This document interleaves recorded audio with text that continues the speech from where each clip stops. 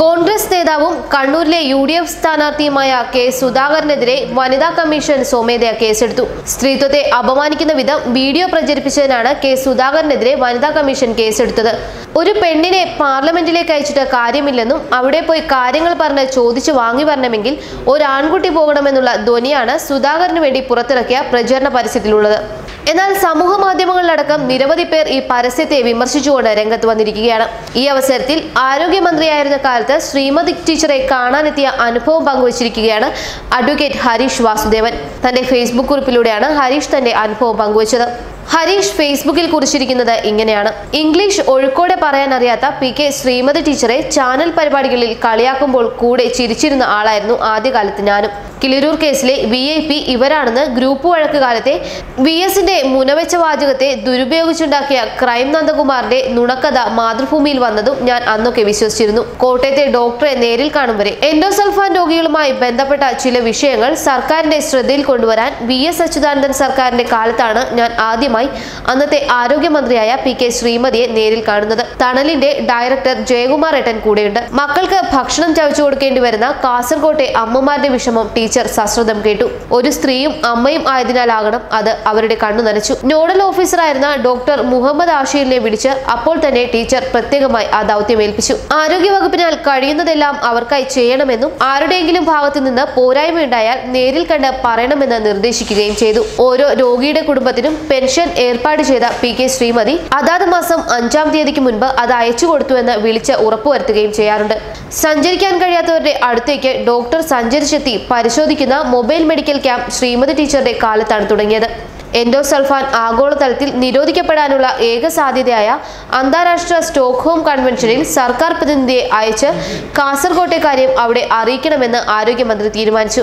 ആ സമ്മേളനത്തിൽ പങ്കെടുക്കാൻ എനിക്ക് കിട്ടിയ അവസരം സന്തോഷത്തോടെയാണ് സർക്കാർ പ്രതിനിധിയായ ഡോക്ടർ ആഷീലിന് കൈമാറിയത്.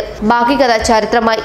മന്ത്രിയായി ആദ്യ 1-2 വർഷം അവർ പകച്ചു നിന്നെങ്കിലും പിന്നീട് കേരളത്തിന്റെ ആരോഗ്യ മേഖലയിൽ മുൻപെങ്ങുമില്ലാത്ത വലിയ മാറ്റമാണ് ക്രമേണ ശ്രീമതി ടീച്ചർ കൊണ്ടുവന്നത്. ഒട്ടുമിക്ക PHSCകളും CHSCകളും വികസിപ്പിച്ചു. ഭൗതിക സൗകര്യങ്ങളിൽ വൻ കുതിച്ചുചാട്ടമൊരുക്കി. താലൂക്ക് ആശുപത്രികളിൽ ഒട്ടുമിക്ക ചികിത്സാ സൗകര്യങ്ങളും ഉണ്ടാക്കി. രാഷ്ട്രീയ കാരണങ്ങളാൽ ശ്രീമതി ടീച്ചറെ ഒട്ടും ഇഷ്ടമില്ലാതിരുന്ന ബന്ധുക്കളും സുഹൃത്തുക്കളുമായ പല ഡോക്ടർമാരും അവരുടെ ആരോഗ്യ മേഖലയിലെ സംഭാവനകളെ പരസ്യമായി അഭിനന്ദിച്ചു കണ്ടു. പിന്നീട് അവർ MP ആയി. ലോക്സഭയിൽ ഇംഗ്ലീഷ് തെറ്റില്ലാതെ പ്രസംഗിച്ച് നിരവധി വിഷയങ്ങളിൽ സർക്കാർ ശ്രദ്ധ ക്ഷണിച്ചു. കൈത്തറി തൊഴിലാളികൾക്കും വിമാനത്താവളത്തിനും ഒരുപോലെ കേന്ദ്ര സഹായം ചോദിച്ചു വാങ്ങി. നിർഭയ വിഷയത്തിലും ജയിലിലെ സ്ത്രീകളുടെ അവകാശ വിഷയത്തിലും അവരുടെ പ്രസംഗം രാജ്യം കേട്ടു. കൊട്ടിഘോഷിച്ച പല ആണുങ്ങളെക്കാളും മികച്ച പ്രകടനം പാർലമെന്റിൽ കാഴ്ചവെച്ചതായി പൊതുവിൽ വിലയിരുത്തപ്പെട്ടു. ചുരുങ്ങിയ പക്ഷം രാഹുൽ ഗാന്ധിയേക്കാൾ കൂടുതൽ പുരുഷന്മാർക്ക് ഇഷ്ടപ്പെട്ടാലും ഇല്ലെങ്കിലും സ്ത്രീകളാണ് നന്നായി ദീർഘവീക്ഷണത്തോടെ സാമ്പത്തിക മാനേജ്മെന്റ് നടത്തുന്നതെന്ന് ഇന്ന് പത്തനാപുരത്ത് പ്രസംഗിച്ചത് കോൺഗ്രസിന്റെ രാഹുൽ ഗാന്ധിയാണ്.